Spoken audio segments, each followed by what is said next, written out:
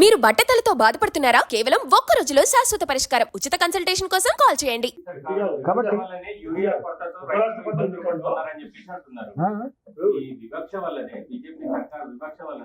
తెలంగాణ రైతాంగం ఇవాళ యూరియా కొరతతో ఇబ్బందులు పడుతున్నారని కాంగ్రెస్ అసలు ఒక మాట జనరల్గా మీకు తెలుసు, నేను కూడా సిస్టంలో ఉన్నామని కూడా చెప్తున్నాను.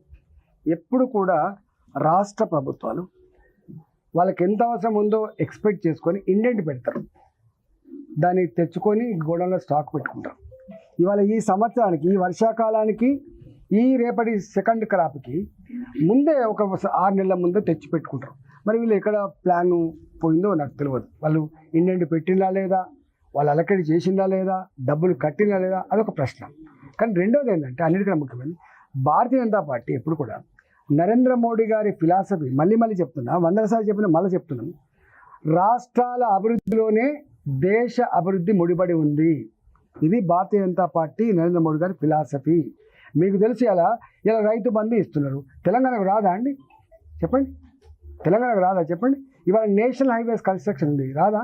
ఇవాళ ఇంతెందుకండి, ఇవాళ కొంపల్లి సైడ్ కట్టేటువంటి ఫ్లైఓవర్లు కావచ్చు, నీకు ఉప్పల్ సైడ్ కట్టే ఫ్లైఓవర్లు కావచ్చు, ఆరాంగఢ్ దిక్కు కట్టే ఫ్లైఓవర్లు కావచ్చు, ఇవాళ విజయవాడ దిక్కు పోయే ఫ్లైఓవర్లు కావచ్చు. ఇక్కడ ఆనాడు బీజేపీ గవర్నమెంట్ లేదు, ఇవాళ కూడా బీజేపీ గవర్నమెంట్ లేదు, కానీ కడుతూనే ఉన్నాం. అంటే గంత సంకుచితంగా వ్యవహరించే ప్రభుత్వం కాదు.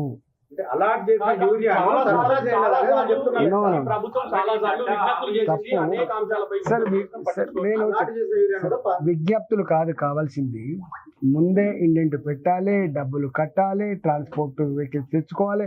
నేను స్వయంగా ఉండి కాబట్టి చెప్తున్నా, రైల్వే రేకులు దొరకబట్టుకోవాలి, తెచ్చుకొని స్టాక్ పెట్టుకోవాలి, ఇబ్బంది లేకుండా చేసుకోవాలి కదా, బాధ్యత ఉంటుంది. వాటిని కేంద్రం మీద నెట్టేసి మా వీళ్ళ బాధ్యత ఎట్లా సాధ్యమైందండి?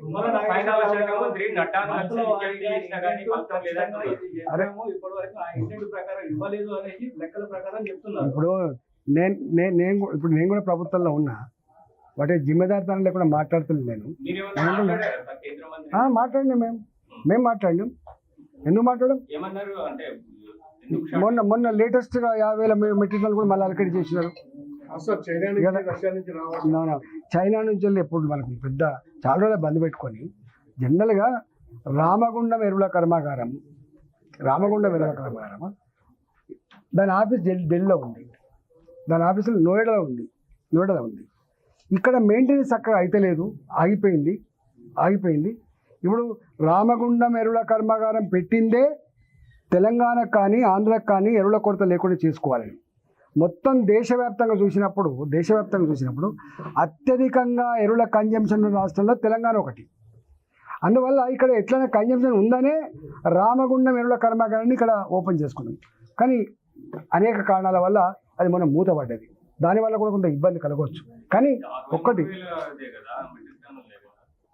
అంటే చిన్న ఎందుకైతే మన రాష్ట్రం సరిపోను, మన ఛత్తీస్గఢ్ కూడా పంపగలిగేటువంటి సామర్థ్యం ఉంది.